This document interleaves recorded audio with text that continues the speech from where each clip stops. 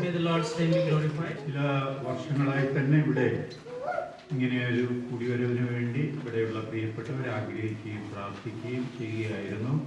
From last few years, the believers here, they were praying for this gathering like this. ദൈവം തക്ക സമയത്ത് ആ നിലയിലുള്ള ക്രമീകരണങ്ങൾ ചെയ്യുവാനും ഇന്ന് നമുക്ക് ഇങ്ങനെ ഒന്നിച്ച് കൂടുവാനും അവസരമുണ്ടായതിൽ ദൈവത്തെ സ്തുതിക്കുന്നു. എല്ലാവർക്കും ക്രിസ്തുയേശുവിന്റെ നിസ്തുല്യമായ നാമത്തിലുള്ള സ്നേഹവന്ദനങ്ങളും. And at the right time, the Lord did all the arrangements, and in this fashion, we are sitting here for the Lord's gathering. I thank the Lord for everything that He did. ഇന്ന് പ്രാരംഭ വചന ശുശ്രൂഷ എന്നുള്ള നിലയിൽ നെഹമ്യാവിന്റെ പുസ്തകത്തിൽ നിന്നും ചില ചിന്തകൾ പറയാം, പങ്കുവയ്ക്കാം എന്ന് കർത്താവിൽ ആഗ്രഹിക്കുന്നു. And trusting in the Lord, as the first sermon of this assembly, I would like to share from the book of Nehemiah. 8-ാം അധ്യായം Chapter 8 അതിന്റെ 1-ാമത്തെ വാക്യം നമുക്ക് പ്രാരംഭമായി വായിക്കാം. and verse 1. Nehemiah, the book of Nehemiah, chapter 8 and verse 1. അങ്ങനെ Israel മക്കൾ തങ്ങളുടെ പട്ടണങ്ങളിൽ പാർപ്പിക്കുമ്പോൾ 7-ാം മാസത്തിൽ സകലജനവും നീർവാതിലിന്റെ മുൻപിലുള്ള വിശാല സ്ഥലത്ത് ഒരുമനപ്പെട്ടു വന്നുകൂടി. യഹോവ ഇസ്രായേലിന് കൽപ്പിച്ചു കൊടുത്ത മോശയുടെ ന്യായപ്രമാണ പുസ്തകം കൊണ്ടുവരുവാൻ എസ്രാ ശാസ്ത്രിയോട് പറഞ്ഞു. മതി. ഈ ഭാഗത്ത് നിന്നുകൊണ്ട് ഈ 8-ാം അധ്യായത്തെ ആസ്പദമാക്കി, അഥവാ 8-ാം അധ്യായം 1 മുതൽ 12 വരെയുള്ള വാക്യങ്ങളിൽ നിന്ന് ചില ചിന്തകൾ നിങ്ങളുമായി പങ്കുവയ്ക്കാം എന്ന് കർത്താവ് ആഗ്രഹിക്കുന്നു. And trusting the Lord, I would like to share a few verses from this chapter, chapter 8, from verse 1 to verse 12. അതിന്റെ ടൈറ്റിലായിട്ട് time for a fresh start. And we can give a title to this passage as The Time for a Fresh Start. രണ്ടാമതായി നമുക്ക് മറ്റൊരു title പറയാൻ, what do we need to have an ideal church. And the second title that we can give through this passage is, what do we need to have for an ideal church? the ideal church service. And third, an ideal church service. അപ്പോൾ ഈ നിലയിൽ ഈ ചാപ്റ്ററിൽ നിന്നുള്ള ചിന്തകൾക്ക് നമുക്ക് ഒരു title ചെയ്യാവുന്നതാണ്. And through this passages we can put a title to this. ഇതിന്റെ ചരിത്ര പശ്ചാത്തലമെല്ലാം നമുക്കറിയാവുന്നതാണ്. We know the history behind this biblical അതുകൊണ്ട് passage. ഞാൻ ആ ഭാഗത്തേക്ക് പോകുന്നില്ല. So I'm not going deep into that. നെഹമ്യാവിനെ സംബന്ധിച്ചിടത്തോളം യെരുശലേമിന്റെ തകർന്നും തീവെച്ചും ബന്ധും ചുറ്റും കിടക്കുന്ന മതിൽ പണിയുക എന്നുള്ളത് മാത്രമായിരുന്നില്ല. And we see that the job of Nehemiah was not just to build the broken walls of Jerusalem. ഒരു ആത്മീയ ഇസ്രായേലിനെ പണിഞ്ഞെടുക്കുക എന്നുള്ളതായിരുന്നു. His job was also to build a spiritual Israel. നാം അറിയുന്നത് പോലെ തകർന്നു കിടന്ന യെരുശലേമിന്റെ മതിലുകൾ എത്ര ദിവസം കൊണ്ടാണ് പണിതത്? We know how many days did it took to build the walls of broken Jerusalem. അതെല്ലാം അറിയാമോ? എത്ര ദിവസം കൊണ്ടാണ് പണിതത്? How many days did it took? 52 ദിവസം കൊണ്ട് പണിതു. 52. അപ്പോൾ അതിനുശേഷം 8-ാം അധ്യായത്തിലേക്ക് വരുമ്പോൾ താന് ആത്മീയമായ ഒരു നവോത്ഥാനത്തിന്, ഒരു ഉണർവിന് വേണ്ടി അവിടെ ശ്രമിക്കുന്നതായി നമുക്ക് മനസ്സിലാക്കുവാനായിട്ട്. And after building the walls of the Jerusalem, when we come to chapter 8, we see that Nehemiah is trying to build a new spiritual revelation, a reconciliation. അഥവാ ഇസ്രായേൽ ജനത്തിന്റെ ഒരു പുതിയ ആരംഭത്തെക്കുറിച്ച്, ആരംഭം ഉണ്ടാകേണ്ടതിന് വേണ്ടി നെഹമ്യാവും എസ്രാ ശാസ്ത്രിയും അവിടെ ശ്രമിക്കുന്നതായി നമുക്ക് കാണുവാനായിട്ട് കഴിയും. Or we can say in this way that Ezra and Nehemiah here are trying to build a spiritual new start. ഇവിടെ 8-ാം അധ്യായം 1-ാം വാക്യത്തിൽ നാം വായിക്കുക, അങ്ങനെ ഇസ്രായേൽ മക്കൾ തങ്ങളുടെ പട്ടണങ്ങളിൽ പാർത്തിരിക്കുമ്പോൾ 7-ാം മാസത്തിൽ സകല ജനവും നീർവാതിലിന്റെ മുമ്പിലുള്ള വിശാല സ്ഥലത്ത് ഒരുമനപ്പെട്ട് വന്നുകൂടി. Chapter 8 and verse 1, when the 7th month came, the children of Israel were in their cities.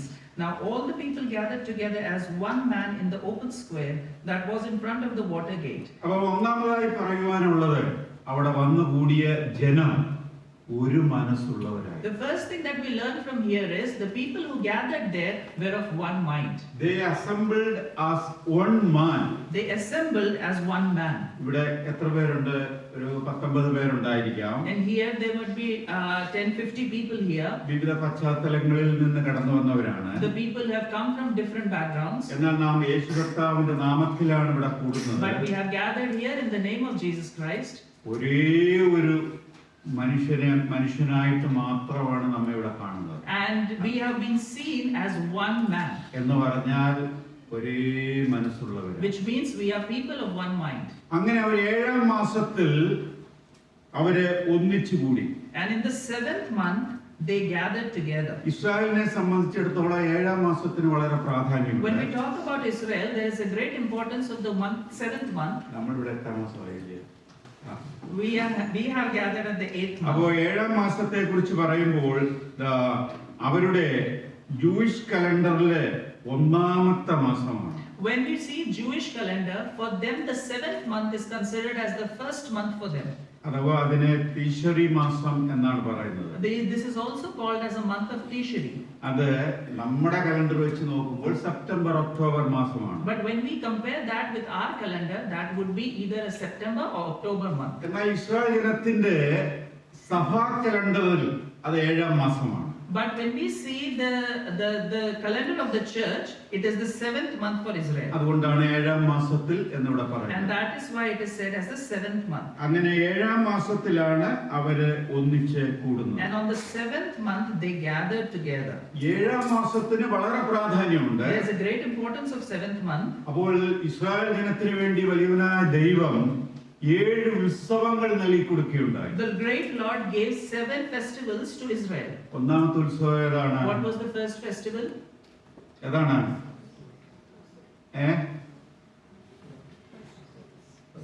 Pesaha. The Passover. ഒടുവിലത്തെ ഉത്സവം And last festival, കൂടാരപ്പെരുന്നാൾ. the feast of tabernacle. ഈ 7-ാം മാസത്തിൽ 3 ഉത്സവങ്ങളെ കുറിച്ചാണ് പറയുന്നത്. In the 7th month, 3 festivals have been talked about. ഒന്നാമത് feast of the trumpet. The first is the feast of the trumpet. രണ്ടാമത് day of atonement. Second, day of atonement.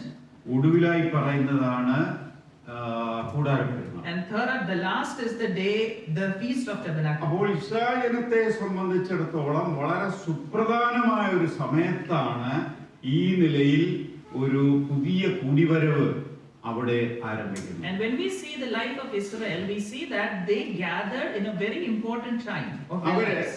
അവര് നീർവാതിലിന്റെ മുമ്പിലുള്ള വിശാല സ്ഥലത്ത്. And they gathered in front of the water gate. നീർവാതിൽ എന്ന് പറഞ്ഞാല് എന്താണ് ആശയം? What is the meaning of water gate? ഇസ്രായേലിന്റെ മതിലിന് എത്ര വാതിലുകൾ ഉണ്ടായിരുന്നു? How many gates were in the building, in the walls of Israel? Israel മതിലിന് എത്ര വാതിലുകൾ ഉണ്ടായിരുന്നു? How many gates were in the walls of Israel? കൃത്യമായി പറയാൻ പറ്റില്ല. We won't be able to tell clearly. എന്നാൽ നെഹമ്യാവിന്റെ പുസ്തകത്തിൽ But Nehemiah says, ഒരു 10-12 വാതിലുകളെ കുറിച്ച് he പറയുന്നു. talks about 10 to 12 gates. അതിലെ ഒരു വാതിലാണ് നീർവാതിൽ. And among that, one of the gates is water gate. മലയാളത്തിൽ നീർ എന്ന് പറഞ്ഞാൽ എന്താ? What is the meaning of neer in Malayalam? വെള്ളം. Water. എനിക്ക് തോന്നുന്ന കന്നഡയിലെ നീരുസ് ബേക്കു എന്നാ പറയുന്നത് അല്ലേ? In Kannada, I think neerus beku is called as water. നീരു എന്ന് പറയുന്നത് അല്ലല്ല, നീരു എന്ന് പറയുന്നത് വെള്ളം തരിക എന്നുള്ള, ബേക്കു വേണം. Still it is called as tani. ഇവിടെ നീർവാതിലിൽ അവർ ഒരുമിച്ച് കൂടി. And here we read that they gathered in front of the water gate. അപ്പോൾ ഇസ്രായേലിന്റെ തകർന്നു കിടന്ന മതിൽ പണിതു. So we see that the broken walls of Israel was rebuilt. അതിലുള്ള എല്ലാ വാതിലുകളും അറ്റകുറ്റപ്പണി തീർത്തു. All the gates were furnished. എന്നാൽ ഒരു വാതിലിന് മാത്രം യാതൊരു അറ്റകുറ്റപ്പണിയും ചെയ്തില്ല. But only one gate was there that was not rebuilt. അത് ഏത് വാതിലാണെന്ന് അറിയാമോ? What gate was that? ഏത് വാതിലാ അത്? നീർവാതിലാണ്. That is the water gate. നോക്കിയേ 3:26 ഒന്ന് വായിച്ചേ. Chapter 3 and verse 26. ദേവാലയദാസന്മാർ രാജാക്കന്മാർ ഒഫേലിൽ കിഴക്ക് നീർവാതിലിനെതിരെയുള്ള സ്ഥലം മുതൽ കവിഞ്ഞു നിൽക്കുന്ന ഗോപുരം വരെ പാർത്തു വന്നു. ആ 3-ാം അധ്യായം നാം തുടർച്ചയായി വായിച്ചാൽ നീർവാതിൽ ഒഴിച്ച് ബാക്കി എല്ലാ വാതിലിനും അറ്റകുറ്റപ്പണികൾ ചെയ്യുന്നതായിട്ടാണ് നാം വായിക്കുന്നത്. If we read the chapter 3 fully, we would understand that all the gates were rebuilt and repaired, but only water gate was left without repair. ഓരോ വാതിലിനും അതിൻ്റെതായ ആത്മീയ ആശയം ദൈവവചനത്തിലുണ്ട്. And the scripture of the Lord talks about spiritual meaning of each and every gate. അന്ന് പറയാനുള്ള നേരമില്ല. We don't have much time to എന്നാൽ discuss that. നീർവാതിലിനെ കുറിച്ച് പറയുന്നത് എന്താ? നീര് അല്ലെങ്കിൽ വെള്ളത്തെ കുറിച്ച് പറയുന്നത് അത് ദൈവവചനത്തോട് സാദൃശ്യപ്പെടുത്തിയാ പറയുന്നത്. But when it talks about water gate, the spiritual meaning of water gate is it is water, which is the word of God. നോക്കൂ പ്രിയമുള്ളവരെ, എത്രയോ അതിശയമായിരിക്കുന്നു. ആ വാതിലിന് മാത്രം യാതൊരു അറ്റകുറ്റപ്പണിയും ചെയ്തു. And how amazing it is that only that water gate did not needed any repair. എന്ന് പറഞ്ഞാൽ അതിന്റെ ആശയം എന്താണ്? What is the meaning of that? ദൈവവചനത്തിന് റിപ്പയർ ആവശ്യമില്ല. Which means that there is no repair needed for the word of God. അത് സ്വർഗ്ഗത്തിൽ സ്ഥിരമായി എഴുതിയ മാറ്റമില്ലാത്തതാണ് ദൈവത്തിന്റെ And വചനം. the word of the God is still and cannot be changed, and it is in heaven. അത് ദൈവശ്വാസീയമാണ്. And this is the breath of God. നൂറ്റാണ്ടുകൾ എത്ര കഴിഞ്ഞാലും ദൈവവചനത്തിന് യാതൊരു മാറ്റവും ഉണ്ടാകില്ല. Ages may pass, but the word of God will not change at നിങ്ങൾ ആ all. 3-ാം അധ്യായം തുടർച്ചയായി വായിച്ച വലിയ അതിശയം നമുക്ക് തോന്നും. When you read the chapter 3 throughout, you would be amazed to read the information in it. മറ്റെല്ലാ വാതിലുകളും പണിതപ്പോൾ, അറ്റകുറ്റപ്പണികൾ തീർത്തപ്പോൾ നീർവാതിലിന് യാതൊരു അറ്റകുറ്റപ്പണിയും ചെയ്യേണ്ടി We വന്നു. read there that when all the gates were repaired, needed a repair, the water gate did not need any repairs. അങ്ങനെ നീർവാതിലിന്റെ മുൻപിലുള്ള വിശാല സ്ഥലത്താണ് ഈ നിലയിലുള്ള ഒരു മീറ്റിംഗ് ആരംഭിക്കുന്നത്. And here we read that this water gate, in front of this gate,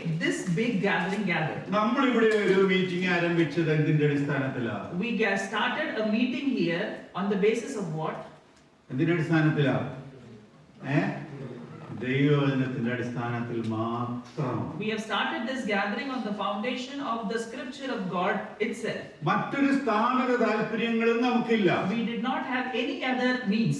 ദൈവവചനത്തിന്റെ അടിസ്ഥാനത്തിൽ ഇവിടെ ഒരു സാക്ഷ്യം സ്ഥാപിക്കുക എന്നുള്ളത് മാത്രമാണ് നമ്മുടെ ലക്ഷ്യം. The only aim that we had was that we should start a gathering in the name of God.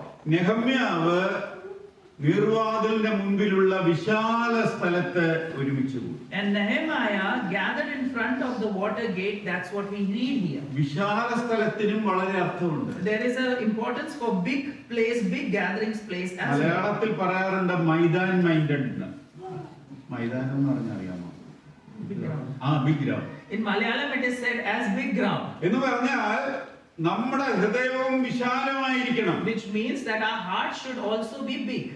ഞാൻ ആദ്യം ഓർപ്പിച്ചതുപോലെ വിവിധ പശ്ചാത്തലങ്ങളിൽ നിന്ന്, വിവിധ സാമ്പത്തിക ചുറ്റുപാടുകളിൽ നിന്ന്, അല്ലെങ്കിൽ വിവിധ എഡ്യൂക്കേഷൻ സ്റ്റാൻഡേർഡുകളിൽ നിന്നൊക്കെയാണ് നാം ഇവിടെ ഇരിക്കുന്നത്. As I reminded before that we come here of different background, different education, different jobs. എന്നാൽ നമുക്കെല്ലാവരെ ഉൾക്കൊള്ളുവാനുള്ള വിശാലമായ മനസ്സുണ്ടായിരിക്കണം. But we should all accept all of that. We should have such a big heart. ഇവിടെ ഇരിക്കുവാനുള്ള സ്ഥലമുണ്ട്, വിശാലമാണ്.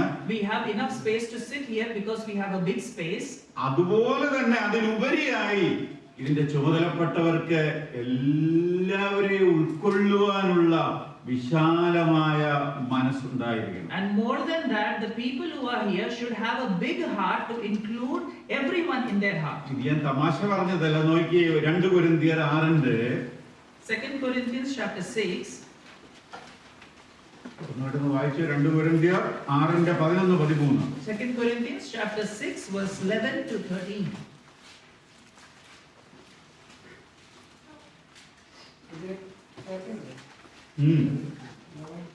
11-13. ഞങ്ങളുടെ വായ് നിങ്ങളോട് തോന്നിയിരിക്കുന്നു, ഞങ്ങളുടെ ഹൃദയം വിശാലമായിരിക്കുന്നു. മതി. ഞങ്ങളുടെ ഹൃദയം വിശാലമായിരിക്കുന്നു. Our heart is wide open. വായിലേ. ഞങ്ങളുടെ ഉള്ളിൽ നിങ്ങൾക്ക് ഇടുക്കമില്ല. നിങ്ങളുടെ ഹൃദയങ്ങളിൽ ഞങ്ങളുടെ ഉള്ളിൽ നിങ്ങൾക്ക് ഇടുക്കമില്ല. ഇടുക്കമില്ല. You have no restrictions by us. പിന്നെ നിങ്ങളുടെ ഹൃദയങ്ങൾ അത്രയും ഇടുക്കമുള്ളത്. നിങ്ങളുടെ ഹൃദയങ്ങളിൽ അത്രേ ഇടുക്കമുള്ളത്. But you are restricted by your own affections. എന്ന് പറഞ്ഞാൽ അപ്പോസ്തലനായ പൗലോസ് കൊരിന്ത്യരോട് പറയുകയാണ്, ഞങ്ങളുടെ ഹൃദയം ഏറ്റവും വിശാലമാണ്. And which means Apostle Paul is saying to the people of Corinthians that our hearts are wide open. അപ്പോൾ ഒന്നാമതായിട്ട് ഇവിടെ എനിക്ക് പറയുവാനായിട്ട് ഞാൻ ആഗ്രഹിക്കുന്നത് എന്താ, നാം ഒരു മനസ്സുള്ളവരായി വിശാല ഹൃദയത്തോടുകൂടെ ഇവിടെ ദൈവവചനത്തിന്റെ മാത്രം അടിസ്ഥാനത്തിൽ നാം ഒന്നിച്ചു കൂടണമെന്നുള്ളതാണ്. So the first thing that I wanted to remind all of you is that we should have an open heart and we should only gather here on the foundation of the scripture of God. ഇനി രണ്ടാമത്തെ ഭാഗത്തേക്ക് വരാൻ, രണ്ടാമത്തെ point നോക്കി. അതിലെ ഒന്നാം വാക്യത്തിന്റെ ഒടുവിലത്തെ ഭാഗം, യഹോവ ഇസ്രായേലിന് കൽപ്പിച്ചു കൊടുത്ത ആ. മോശെയുടെ ന്യായപ്രമാണ പുസ്തകം ആ. കൊണ്ടുവരുവാൻ എസ്രാ ശാസ്ത്രിയോട് പറഞ്ഞു. 5 വരെയുള്ള വാക്യങ്ങൾ വായിച്ചോ. Shall we read up to verse 5? Chapter 8 and verse 5. Up to verse 5. 7-ാം മാസം 1-ാം തീയതി എസ്രാ പുരോഹിതൻ പുരുഷന്മാരും സ്ത്രീകളും കേട്ട് ജീവിപ്പാൻ പ്രാപ്തിയുള്ള ആ. എല്ലാവരുമായ സഭയുടെ മുമ്പാകെ ന്യായപ്രമാണം കൊണ്ടുവന്നു. നീർവാതിനെതിരെയുള്ള വിശാല സ്ഥലത്ത് വെച്ച് രാവിലെ തുടങ്ങി ഉച്ചവരെ പുരുഷന്മാരും സ്ത്രീകളും ജീവിപ്പാൻ പ്രാപ്തിയുള്ള എല്ലാവരും കേൾക്കെ ന്യായപ്രമാണ പുസ്തകം വായിച്ചു. സർവ്വജനവും ശ്രദ്ധിച്ചു കേട്ടു. ഈ ആവശ്യം ഉണ്ടാക്കിയിരുന്ന ഒരു പ്രസംഗപീഠത്തിൽ എസ്രാ ശാസ്ത്രി കയറി നിന്നു. അവന്റെ അരികെ വലത്തുഭാഗത്ത് നിത്യാന്താവ്, ക്ഷേമ, അനയാവ്, ഊരിയാവ്, ഹിൽക്കിയാവ്, മയാസേയാവ് എന്നിവരും ഇടത്തുഭാഗത്ത് കദയാവ്, മിശായേൽ, മൽക്കിയാവ്, ഹാഷും, ഹഷ്ബദാന, സക്കറിയാവ്, മെശുല്ല എന്നിവരും നിന്നു. മതി, താങ്ക് യു. അപ്പോൾ ഇവിടെ ഈ കൂടി വരുന്നവർ എങ്ങനെയുള്ളവരായിരിക്കണം? And here we read the people who are gathered, what kind of people they should be? വചനം ശ്രദ്ധിച്ച് കേൾക്കുന്നവരും പഠിക്കുന്നവരുമാണ്. They should be the people who listen to the word of God carefully and learn from them. അപ്പോൾ ഇവിടെ നാം വായിച്ചത്, ഇസ്രായേലിന് കൽപ്പിച്ചു കൊടുത്ത മോശയുടെ ന്യായപ്രമാണ പുസ്തകം കൊണ്ടുവരുവാൻ എസ്രാ ശാസ്ത്രിയോട് പറഞ്ഞു. And the second part of the verse says that they told Ezra the scribe to bring the book of the law of Moses, which the Lord has commanded Israel. മോശയുടെ ന്യായപ്രമാണ പുസ്തകം ഏതൊക്കെയാ? What all are the law? എത്ര പുസ്തകമുണ്ട്? What all are the books of the law of Moses? How many? 5 പുസ്തകം. There are 5 books. ഈ 5 പുസ്തകം കൊണ്ടുവന്നു. They brought these 5 books. പിന്നെ അവരെന്നതാ ചെയ്തത്? And what did they do? 7-ാം മാസം 1-ാം തീയതി എസ്രാ പുരോഹിതൻ പുരുഷന്മാരും സ്ത്രീകളും കേട്ട് ഗ്രഹിപ്പാൻ പ്രാപ്തിയുള്ള എല്ലാവരും സഭയുടെ മുമ്പാകെ ന്യായപ്രമാണം കൊണ്ടു. So Ezra the priest brought the law before the assembly of men and women, and all who would hear with understanding on the first day of the 7th month. അപ്പൊ ആരും വീട്ടിലിരിക്കാതെ കേട്ടു ഗ്രഹിപ്പാൻ പ്രാപ്തിയുള്ള എല്ലാവരും കൂടി വരണം. So there was no one who was sitting home. Everyone who can listen and understand the word of God should all be gathered. പ്രാപ്തിയില്ലാത്ത കൊച്ചുകുഞ്ഞുങ്ങളെ എന്ത് ചെയ്യും? So what would we do to the little kids who cannot understand? എന്ത് ചെയ്ത് കാണും? What would they have done to their kids? എനിക്ക് തോന്നുന്നത് നെഹമ്യാവ് നല്ലൊരു organiser ആയിരുന്നു. I think Nehemiah was a good organizer. അവിടെ ഒരു നഴ്സറി സ്ഥാപിച്ചു. He might have organized a nursery for the little kids. ചിലപ്പോൾ നെഹമ്യാവ് തന്നെ ആയിരിക്കും മുട്ടായി ഇത് കൊണ്ടുവന്ന്. നെഹമ്യാവിന്റെ മറ്റു റോളൊന്നും ഇവിടെ പറയുന്നില്ല. And we do not read any other role of Nehemiah. He might have brought little sweets for the kids. കുട്ടികൾക്കൊക്കെ കൊടുത്ത് അവരെ അടക്കിയിരുത്തി. He might have given those sweets to the little kids so that they can settle down. അപ്പോൾ കേട്ടു ഗ്രഹിപ്പാൻ പ്രാപ്തിയുള്ള എല്ലാവരും ഒരുമിച്ച് കൂടി വന്നു. So we read here that everyone who can listen and understand gathered there. പിന്നെ രാവിലെ മുതൽ വിശാല സ്ഥലത്ത് വെച്ച് രാവിലെ തുടങ്ങി ഉച്ചവരെ പുരുഷന്മാരും സ്ത്രീകളും ഗ്രഹിപ്പാൻ പ്രാപ്തിയുള്ള എല്ലാവരും കേൾക്കെ ന്യായപ്രമാണ പുസ്തകം വായിച്ചു സർവ്വജനവും ശ്രദ്ധിച്ചു. Then he read it from 8 in the open square. was in front of the water gate from morning until midday before the men and the women and those who could understand, and the ears of the people were attentive to the book of the law. 8:18 എന്താ വായിക്കുന്നത്? എത്ര ദിവസത്തോളം ഉണ്ടായിരുന്നു എന്നവിടെ പറയുന്നു. Chapter 8 and verse 18 says, till how many days did this go? ഏതാണ്ട് 7-8 ദിവസം. Around 7 to 8 days. നോക്കൂ, ഓരോ ദിവസവും എത്ര മണിക്കൂറായിരിക്കും രാവിലെ മുതൽ ഉച്ച വരെ. So from morning until the midday, how many hours they would have spent for these 7-8 days? ഏതാണ്ട് 4-5 മണിക്കൂർ. Which means 4 to 5 hours. നമുക്ക് ആദ്യമൊക്കെ നമ്മുടെ പ്രസംഗങ്ങൾ 1 മണിക്കൂറായിരുന്നു. Before our sermons was only for 1 hour. ഇപ്പോൾ അത് 45 Now it has become 45. പിന്നെ അത് 30 And then it became 30 minutes. ഇന്ന് എന്നോട് പറഞ്ഞത് 30 മിനിറ്റേ ഉള്ളൂ. 15 ഞാൻ എനിക്ക് 15 minute. And today I was being told that you only have 30 minutes for this sermon. അതുകൊണ്ട് ഞാൻ ഇൻട്രഡക്ഷൻ ഒന്നും പറയാതെ പെട്ടെന്ന് ഇനി ഇതിനകത്തോട്ട് തന്നെ കയറിയത്. That's why I did not give any introduction and directly went into the topic for today. അപ്പോൾ പണ്ടൊരു കൊച്ചുകുട്ടിയെ ഇവിടെ പറഞ്ഞു, അമ്മ പറഞ്ഞടാ വാടാ നമുക്ക് മീറ്റിങ്ങിന് പോകാമെന്ന് പറഞ്ഞു. Long back ago, a mother told a little son, let's go to the church meeting. അന്നേരം അവൻ അമ്മയോട് പറഞ്ഞു, And the boy told the mom, preacher വളരെ സമയമെടുത്ത് നീട്ടി പ്രസംഗിക്കും. the preacher takes a long time for the preach. അത് പോട്ടെന്ന് വെക്കാം, ഉറങ്ങാമെന്ന് വെച്ചാൽ പ്രീച്ചർ ഭയങ്കര ശബ്ദത്തിലാണ് പ്രസംഗിക്കുന്നത്. And the boy said, when I start sleeping, the preacher would then again talk loudly. എന്ന് പറഞ്ഞതുപോലെ ഇപ്പോൾ നമുക്ക്, ഞാൻ ആരെയും കുറ്റം പറയുകയല്ല, നമുക്കൊരു 15-20 മിനിറ്റ് കൂടുതലൊന്നും നമ്മുടെ ശ്രദ്ധ കേന്ദ്രീകരിക്കാൻ പറ്റിയില്ല. I am telling this that we know that we cannot focus our attention more than 15 to 20 minutes. അതുകൊണ്ട് പ്രസംഗകരും അതിനനുസരിച്ച് കാര്യങ്ങൾ ക്രമീകരിക്കേണ്ടതാണ്. And therefore the one who is preaching should understand this and preach accordingly. ആളിനും സദസ്സിനും ഒക്കെ അനുസരിച്ച് ഇവിടെയുള്ള ശുശ്രൂഷകൾ തുടർന്നുള്ള നാളുകളിൽ നടക്കേണ്ടതാണ്. Also, any services that they do here or preach here, it should be according to the people or audience sitting. പണ്ടൊരു teacher ഒരു ഗ്രാമത്തില് ഒരു സഭയിൽ ചെന്നു. A long back, a preacher went to a village. വലിയ മഴയുള്ള രാത്രി സമയം. It was a time when there was a great rain.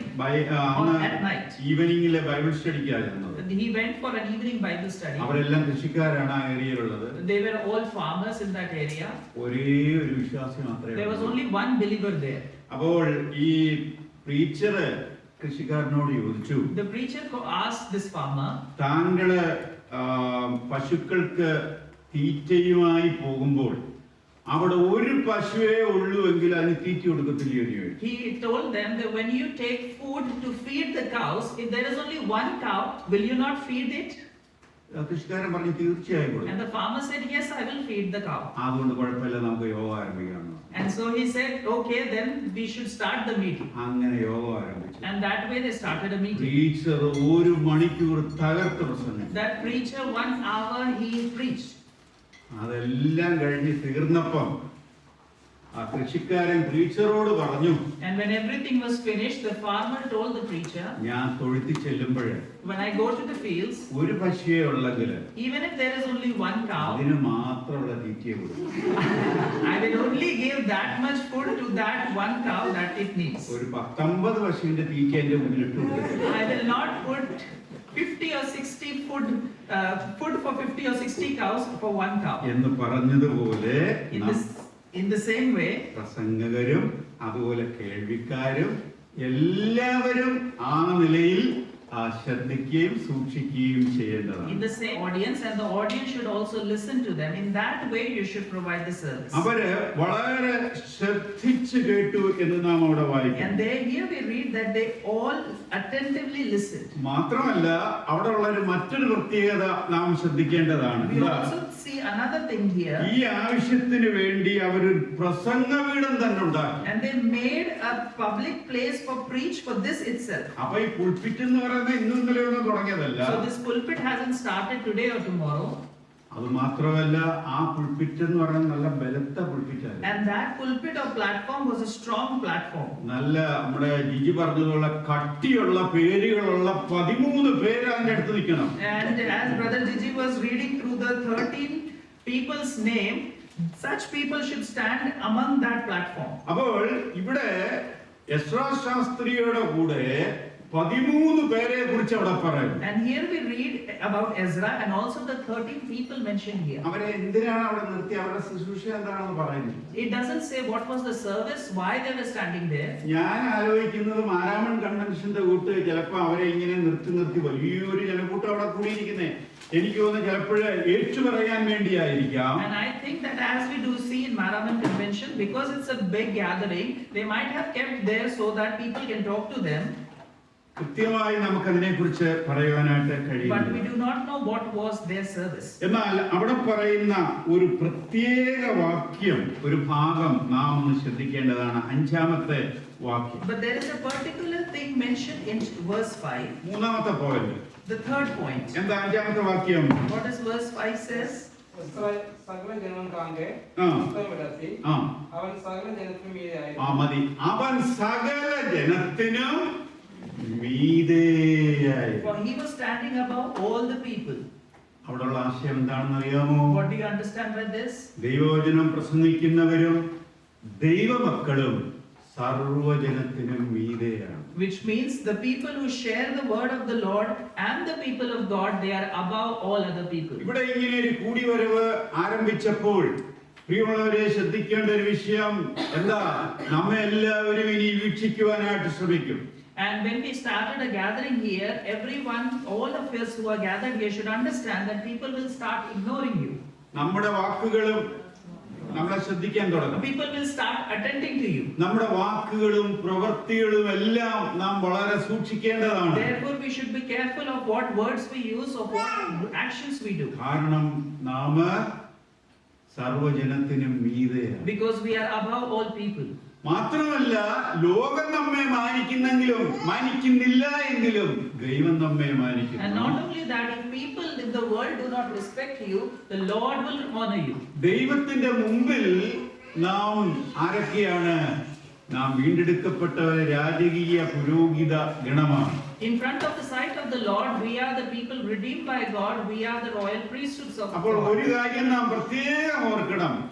ഇതിനെ ലീഡ് ചെയ്യുന്നവരും അതുപോലെ ഈ ഇവിടെ കൂടുന്നവരും എപ്പോഴും ഓർത്തിരിക്കേണ്ട ഒരു കാര്യം, നമ്മുടെ ഈ കൂടിവരവ് അനുഗ്രഹകരമായി മുമ്പോട്ട് പോകണമെങ്കിൽ എപ്പോഴും ആ ഓർമ്മയുണ്ടായിരിക്കണം. നാം ഓരോരുത്തരും എപ്പോഴും മറ്റുള്ളവരിൽ നിന്നും മീതെയാണെന്നുള്ളത്. So therefore, the people who are leading it or the people who are participating here should always understand the fact that from among the other people, we are above them. അപ്പോൾ ഞാൻ ഇവിടെ എഴുന്നേറ്റ് നിൽക്കുന്നത് കൊണ്ട് നിങ്ങൾക്ക് മീതെയാണ്.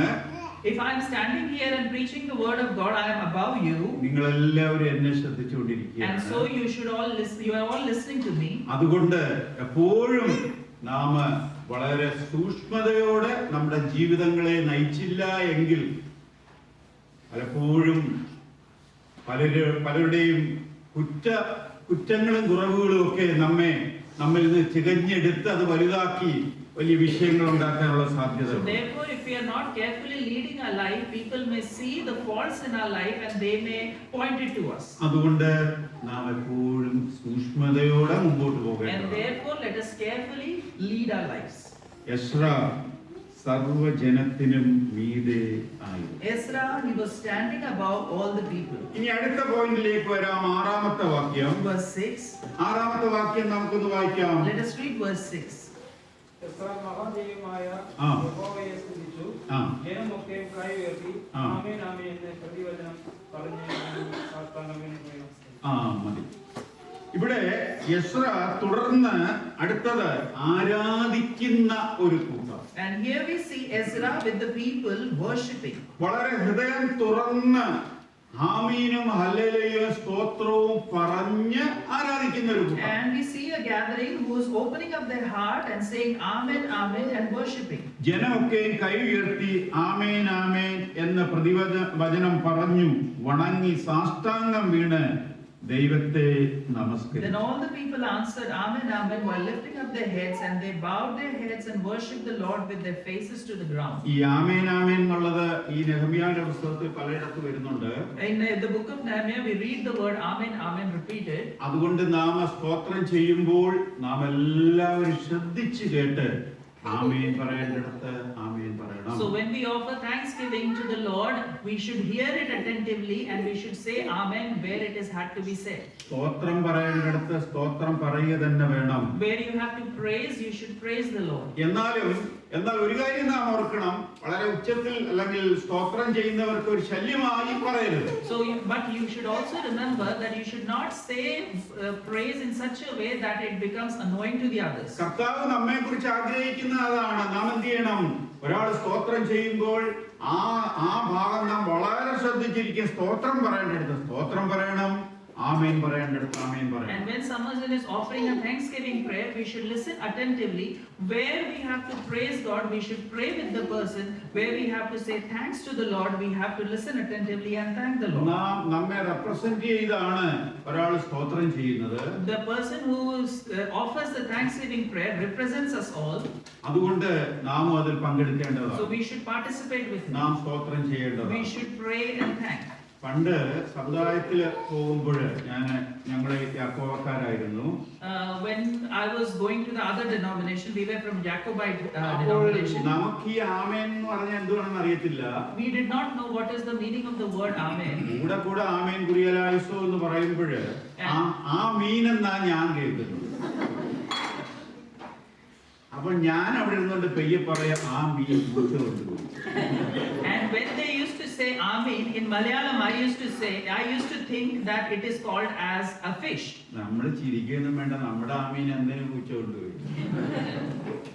നാം ആമീനും പറയാറില്ല, സ്തോത്രവും പറയാറില്ല, ഹല്ലേലൂയയും പറയാറില്ല. We do not say amen, we do not praise God, we do not even say hallelujah. അപ്പം അവിടെ മെൽബണില് ഞാനും സാബിനും അടുത്തിരുന്ന് സ്തോത്രം ഹല്ലേലൂയൊക്കെ പറയാറുണ്ട്.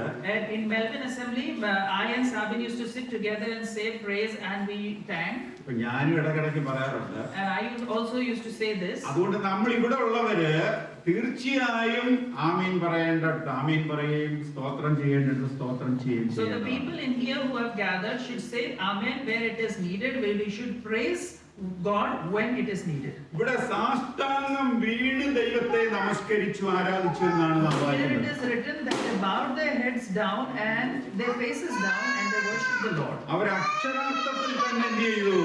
സ്തോത്രം പറഞ്ഞു, സാഷ്ടാംഗം ആമീൻ പറഞ്ഞു, സാഷ്ടാംഗം വീണ് നമസ്കരിച്ചതായിട്ടാണ് തന്നെയാണ് നാം ഇവിടെ And here വായിക്കുന്നത്. it is written they literally bowed their head, their faces down to the ground and they worshipped the Lord. വരുന്ന നാളുകളിലും നമുക്ക് അങ്ങനെ ചെയ്യുവാൻ തക്കവണ്ണം വലിയവനായ കർത്താവ് In സഹായിക്കട്ടെ. the coming days also, may the Lord help us that we could worship the Lord in this way. ഇനി അടുത്ത പോയിന്റ് നമുക്ക് നോക്കാം. 7ാമത്തെ The വാക്യം. next point we read in verse 7. പേര് കടുപ്പമാണെങ്കിൽ ആദ്യ ഭാഗം മാത്രം വായിച്ചാൽ മതി. If the word ജനം സാധാരണ നിലയിൽ നിന്നിരിക്കെ മതി. ജനം താന്താന്റെ നിലയിൽ നിന്നിരുന്നു. and the people stood in their places. സഭ സന്തോഷമായിട്ട് മുമ്പോട്ട് പോകണമെങ്കിൽ If a church gathering has to go happily forward, സഭയിൽ ഓരോരുത്തർക്കും ഓരോ റോളുണ്ട്. in the church everyone has their due role. ഓരോരുത്തരും താന്താന്റെ നിലയിലാണ് നിന്നിരുന്നത്. And everyone stood in their own places. പാട്ട് പാടാൻ കഴിവില്ലാത്തവർ പാടാൻ തുടങ്ങാമെങ്കിൽ ആകെ പ്രശ്നമാവും. If the people who cannot sing, they try to sing, then there will be a great problem. അതുപോലെ ഓരോ ശുശ്രൂഷകളും ചെയ്യുവാൻ കൃപാവരമില്ലാത്തവർ ആ ശുശ്രൂഷകൾ ചെയ്യുവാൻ മുതിരുകയാണെങ്കിൽ ആകെ പ്രശ്നമാകും. In the same way, different services are given to people, and people who do not have the grace for that service, if they try doing it, then there will be a problem. സഭ അധിക ദിവസം മുമ്പോട്ട് കൊണ്ടുപോകാനായിട്ടേ The കഴിയില്ല. church will not be able to lead for more days then. അതുകൊണ്ട് ഓരോരുത്തരും അവരവരുടേതായ കൃപാവരം തിരിച്ചറിഞ്ഞ് അത് ജ്വലിപ്പിക്കുകയും സഭയുടേതായ വളർച്ചയ്ക്ക് വേണ്ടി നമ്മൾ ആ നിലയിൽ ശ്രമിക്കുകയും So ചെയ്യേണ്ടത്. therefore, each one should understand their own talents that are given by the Lord, utilize and ignite them for the glory of the church. പണ്ട് നമ്മള് കസേരകളൊന്നും ഇല്ലാതിരുന്ന സമയത്ത് പായിട്ട് അവിടെ ഇരുന്നായിരുന്നു ആരാധിക്കുന്നത്. Before, when there were no chairs, we used to put the rug and sit on the floor and worship.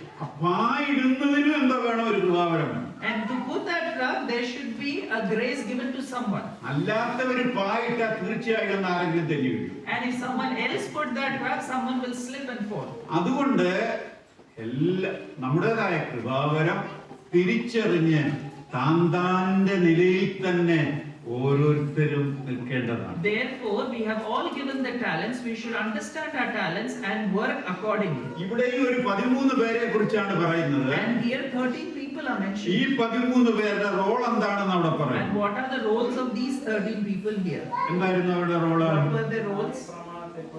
ന്യായപ്രമാണത്തിന്റെ പൊരുൾ തിരിച്ചു കൊടുത്തു. That they help the people to understand the law. എനിക്ക് തോന്നുന്നേ അവര് ടീച്ചിങ് പ്രീസ്റ്റ്സ് ആയിരിക്കാം.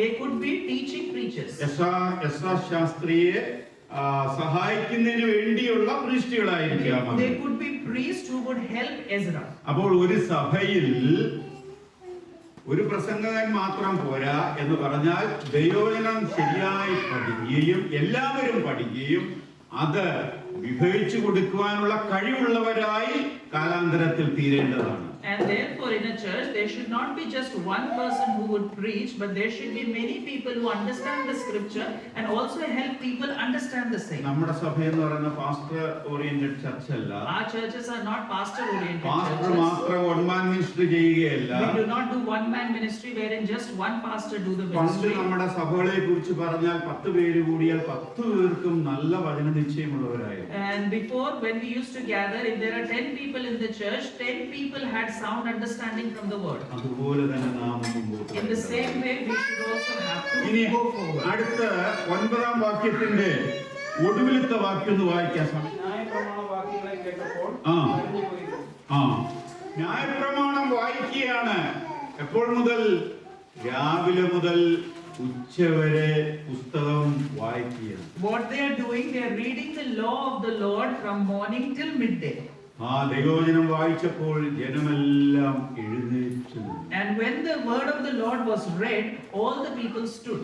ആ വാക്യങ്ങൾ അവരുടെ ഹൃദയത്തിലേക്ക് ആഞ്ഞ് ഇറങ്ങിയപ്പോൾ ആഴ്ന്ന് പതിച്ചപ്പോൾ അവരെല്ലാം കരയാനായിട്ട്. And when the words of the Lord penetrated to their heart, what they did, they started crying. അതെന്താണെന്ന് അറിയാമോ പ്രിയമുള്ളവരെ? ദൈവവചനം കേൾക്കുമ്പോൾ നമ്മുടെ ഹൃദയത്തിൽ കുത്തുകൊള്ളുകയും നാം അനുതാപമുള്ളവരായി തീരുകയും ചെയ്യും. What is the meaning of this? When the word of the Lord penetrates our heart, we should understand it and we become more compassionate. ഇവിടെ തന്നെ നെഹമ്യാവിനെ കുറിച്ച് പറയുമ്പോൾ നെഹമ്യാവിന്റെ 1-2 അധ്യായങ്ങളൊക്കെ നാം നോക്കിയാൽ നെഹമ്യാവിന്റെ നിലവിളി, കരച്ചിൽ നമുക്ക് ഇവിടെ കാണുവാനായിട്ട് കഴിയും. When we read the book of Nehemiah, the first and second chapter, we understand that Nehemiah was crying. നെഹമ്യാവിന്റെ പ്രാർത്ഥന നമുക്ക് കാണുവാനായിട്ട് കഴിയും. We read the prayer of Nehemiah. നെഹമ്യാവ് വളരെ പ്രാർത്ഥനയോടും കരച്ചിലോടും ഉപവാസത്തോടും കൂടിയാണ് മതിൽ പണിയുവാനായിട്ട് And ആരംഭിച്ചത്. Nehemiah started building the walls with great prayer, great mourning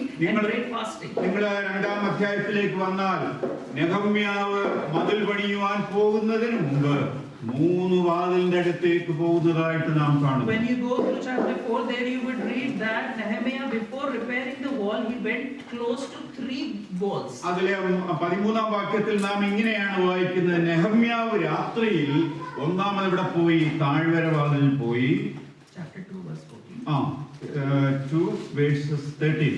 Chapter 2 and verse 13. താഴ്വര വാതിൽ പോയി, രണ്ടാമത് ഇവിടെ പോയി, കുപ്പവാതിലിൽ പോയി, 3 ഉറവവാതിലിൽ പോയി. That he went to the valley gate, to the serpent well and the refuse gate. ഈ 3 വാതിലിനുള്ള പ്രത്യേകത എന്താണെന്ന് അറിയാമോ? ഞാൻ പെട്ടെന്ന് ഒന്ന് പറയാം. അവൻ താഴ്വര വാതിലിലേക്ക് പോയി എന്ന് പറഞ്ഞാൽ മതിൽ പണിയുന്നതിന് മുമ്പ് കരഞ്ഞു, പ്രാർത്ഥിച്ചു, ഉപവസിച്ചു. മാത്രമല്ല അവൻ ഏറ്റവും താഴ്മയുള്ളവനായി. Where it says he went to the valley gate, which means before rebuilding the wall, he cried, he prayed, he fasted, and he went to the deep down areas. മതിൽ പണിയുവാനുള്ള ഉത്തരവാദിത്വം ദൈവം അവന് ഏൽപ്പിച്ചു കൊടുത്തപ്പോൾ അവൻ ഏറ്റവും താഴ്മയുള്ളവനായി. When the Lord gave him the responsibility to build the wall, he became humble. രണ്ടാമത് അവൻ കുപ്പവാതിൽക്കലേക്ക് പോയി. And then he went to the refuse.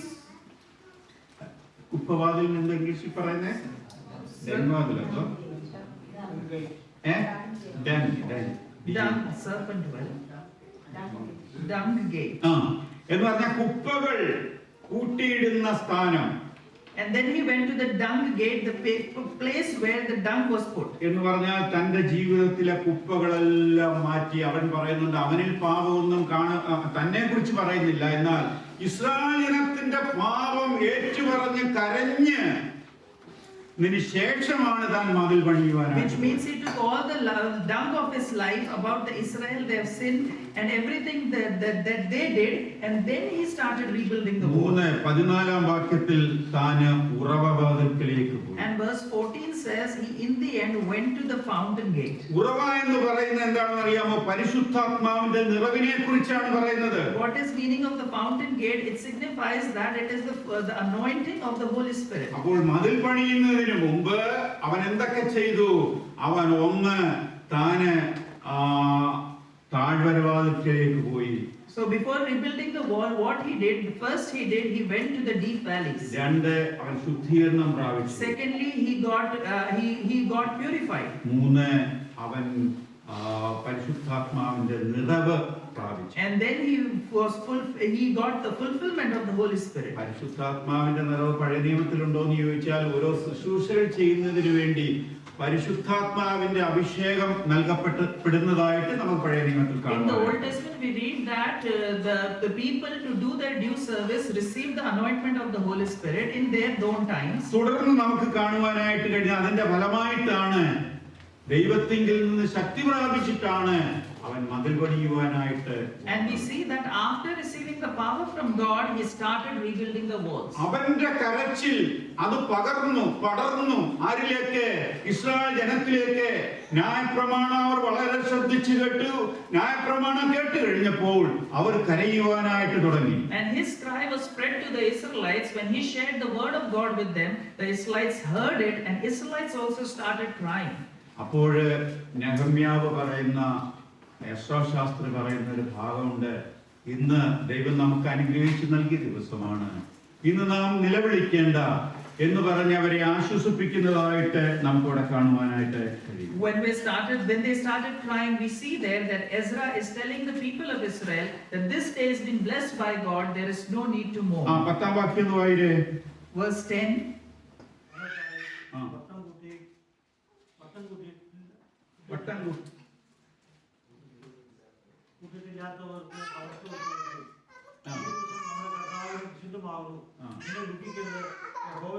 യഹോവയിലെ സന്തോഷം നമ്മുടെ ബലമാകുന്നു എന്ന്. അപ്പോൾ ഇവിടെ അനുദപിക്കുക മാത്രമല്ല, നമ്മളിപ്പോ ആരെങ്കിലും എന്തെങ്കിലും ഒരു വിഷമം പറഞ്ഞാല് കുഴപ്പമില്ല സഹോദര, എന്തെങ്കിലും സാമ്പത്തിക വിഷയമായിരിക്കും പറയുന്നത്, അപ്പോഴും നാം എന്താ പറയുന്നത്? കുഴപ്പമില്ല, ഞാൻ പ്രാർത്ഥിക്കാം. And if someone shares something with you, they might have a financial issue. They share it with you as a brother. You may say, "Dear brother, don't be worried. I will pray for you." എന്ത് ഫലമാണുള്ളത്? What is the sense of saying that? ഇവിടെ അവര് ന്യായപ്രമാണം കേട്ടപ്പോൾ കരഞ്ഞു എന്ന് മാത്രമല്ല, അവരുടെ ജീവിതത്തിൽ വലിയ പരിവർത്തനം ഉണ്ടായി. And here we read that when they heard the law of the Lord, they not only cried, but there was a great transformation in their life. അവര് ഇവിടെ ഭോജനം കഴിച്ച് അവിടെ പറയുന്ന വാക്കെന്താ? മൃഷ്ടാന്ന ഭോജനവും മധുരപാനീയവും കഴിച്ചു. They ate the fat, drink the sweet. അവര് സന്തോഷിച്ചു. And they were happy. മാത്രമല്ല, ആ ഭക്ഷണം ഇല്ലാത്തവർക്ക്, ഒരുക്കിയിട്ടില്ലാത്തവർക്ക് ഭക്ഷണം കൊടുത്തു. And not only that, we read here that they prepared the food for the people who did not have food. ഈ ഞാൻ പെട്ടെന്ന് പറഞ്ഞു പോയി. ഓസ്ട്രേലിയയിൽ ലോകമെമ്പാടും ചിയർ ഫണ്ട് ചാരിറ്റി ഉണ്ട്. Cheer fund. In Australia and different parts of the world, we see that there is a tier charity fund. അതെന്താ? അത് ഈ പാവപ്പെട്ടവർക്ക്, ദാരിദ്ര്യം അനുഭവിക്കുന്നവർക്ക് വേണ്ടി കളക്ട് ചെയ്യുന്ന ഫണ്ടാണ്. And what fund is that? They collect money for the people who are poor. അവർ പറയുന്നത് ഓരോ രാത്രിയിലും ഏതാണ്ട് 1000 മില്യൺ ജനങ്ങളാണ് ഭക്ഷണമില്ലാതെ എവിടെയെങ്കിലും ചെറുതുകൂടി കിടക്കുന്നത്. They say that every night there are around 100 million people who do not have food, they starve. നോക്കൂ, എന്തോ ഒരു പരിതാപകരമായ അവസ്ഥയാണ്. How pity is this? ദൈവം നമുക്ക് എന്തെല്ലാം അനുഗ്രഹങ്ങളാണ് ആ നിലയിൽ ദൈവം നമുക്ക് We should നൽകിയിരിക്കുന്നത്. understand how much blessing the Lord has given to us. അവിടെ തുടർന്ന് പറയുന്നതാണ് ഈ ഇസ്രായേൽ ജനത്തിന് കൊടുക്കുന്ന ഒരു ആപ്തവാക്യം. And then he says the strong word given to Israel. Joy of the Lord is your He strength. says the joy of the Lord is your strength. യഹോവയെങ്കിലെ സന്തോഷം നമ്മുടെ The ബലമാണ്. joy of the Lord is your strength. സഭ മുമ്പോട്ട് പോകുമ്പോൾ ചിലപ്പോൾ ചില പ്രശ്നങ്ങളും പ്രതിസന്ധികളൊക്കെ വരാം. As the church goes forward, there would be some trials and issues that might എന്നാൽ come. എപ്പോഴും നമുക്ക് ഓർക്കുവാനുള്ളത് യഹോവയെങ്കിലെ സന്തോഷമാണ് നമ്മുടെ ഏറ്റവും വലിയ ബലം. But we should all the time remember that the joy of the Lord is our strength. അപ്പോസ്തലനായ പൗലോസും അത് തന്നെയാണ് ഏറ്റേറ്റു പറയുന്നത് എന്ന് കാണുവാനായിട്ട് And we read in the scripture that Apostle Paul also says the same. നമ്മുടെ ജീവിതത്തിലും പ്രശ്നങ്ങളും പ്രതിസന്ധികളൊക്കെ വരാം. The issues can come in our lives. രോഗങ്ങള് ദുഃഖങ്ങളൊക്കെ വരാം.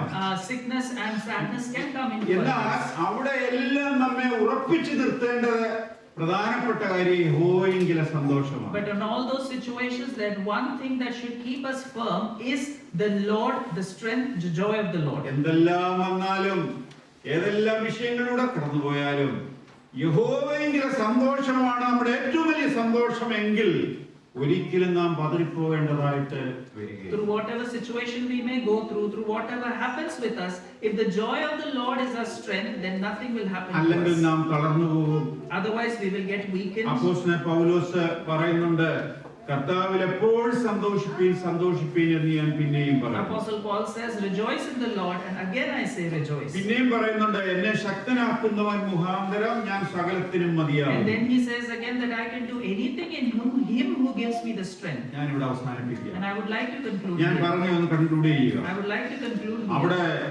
ഒരുമിച്ച് കൂടിയവർ ഒരു മനസ്സുള്ളവരാണ്. The people who gathered there, they were of one mind. വചനം ശ്രദ്ധിച്ചു They കേൾക്കുന്നു. heard the word of the Lord attentively. അഥവാ അവർ സകല ജനത്തിനും മീതെയായിരുന്നു. They were the people who were above other people. അവർ ആരാധിക്കുന്ന They കൂട്ടമായിരുന്നു. were the people who worshipped. ജനം താന്താന്റെ നിലയിൽ തന്നെ They നിൽക്കുന്നവരായിരുന്നു. were the people who stood at their own places for service. അവര് അനുതാപമുള്ളവരായിരുന്നു. They were the people who mourned listening to the word. ദൈവത്തിൽ അത്യന്തം സന്തോഷിക്കുന്നവരാണ്. They were the people who were joyous in the Lord. വരുന്ന ദിവസങ്ങളിൽ ഇവിടെ ഉള്ള കൂടിവരവ് ഏറ്റവും അനുഗ്രഹകരമായി മുമ്പോട്ട് പോകുന്നതിന് വേണ്ടി ചില ചിന്തകൾ ഞാൻ പങ്കുവച്ചു എന്ന് മാത്രമേ In the coming days, for this church to go forward in most joyous way, I shared few things from the scripture of the Lord. നമ്മുടെ ജീവിതങ്ങളെ നമുക്ക് പരിശോധിക്കാം. Let us introspect our own lives. നമ്മുടെ കുറവുകളെ കണ്ട് നമുക്ക് ഉണരാം. Let us awaken through the നമുക്ക് things that we are lacking. ദൈവത്തിൽ സന്നിധിയിൽ നമ്മെ തന്നെ താഴ്ത്താം. Let us humble ourselves in the hands of the Lord. ഇവിടെ ഇങ്ങനെ ഒരു കൂടിയവരെ സ്ഥാപിക്കുവാൻ തക്കവണ്ണം ഒരു നിലവിളക്ക് കൊളുത്തുവാൻ തക്കവണ്ണം വലിയവനായ ദൈവം ഇവിടെയുള്ള പ്രിയപ്പെട്ടവരെ എഴുന്നേൽപ്പിച്ചതോർത്ത് ദൈവത്തെ Let സ്തുതിക്കാം. us thank the Lord that the Lord has enabled the believers here so that they can shine as a testimony in this place. വരുന്ന നാളുകളിൽ അതിരുകൾ വിശാലമായി In the coming days, may the boundaries be enlarged. അനേകര് കൂടി വന്ന് Many people could gather here, ഒരുമിച്ച് കർത്താവിൽ സന്തോഷിപ്പാൻ, and together they can come and ഒരുമിച്ച് worship ദൈവത്തെ God, ആരാധിപ്പാൻ, then worship God together, സ്വർഗം സന്തോഷിപ്പാൻ and the heaven would rejoice. ഇടയാകേണ്ടതിന് വേണ്ടി നമുക്ക് പ്രാർത്ഥിക്കാം. So this may happen, let us pray. ഞങ്ങൾക്കും ഇങ്ങനെ ഒന്നിച്ചുകൂടി പ്രിയപ്പെട്ടവരോട് ചേർന്ന് ആരാധിപ്പാൻ അവസരം ലഭിച്ചതോർത്തും ദൈവത്തെ സ്തുതിക്കാം. And for us also, the Lord has given this opportunity that we could worship the Lord together with the believers. We thank the Lord for this. വരുന്ന നാളുകളിൽ ഇവിടെയുള്ള പ്രിയപ്പെട്ടവര് ഒരു മനസ്സോടെ ഒന്നിച്ചു നിന്ന് ദൈവനാമത്തെ ഉയർത്തുവാൻ വേണ്ടി അവരുടെ സമയങ്ങൾ പൂർണ്ണമായും വിനിയോഗിക്കേണ്ടതിന് വേണ്ടി നമുക്ക് അവരെ ദൈവകരങ്ങളിൽ In the സമർപ്പിക്കാം. coming days, let us surrender all the believers who are here so that in the coming days they may be of one mind and they can together glorify the Lord. ഈ വചനങ്ങളാൽ ദൈവം നമ്മെ Through these verses, may the Lord help us.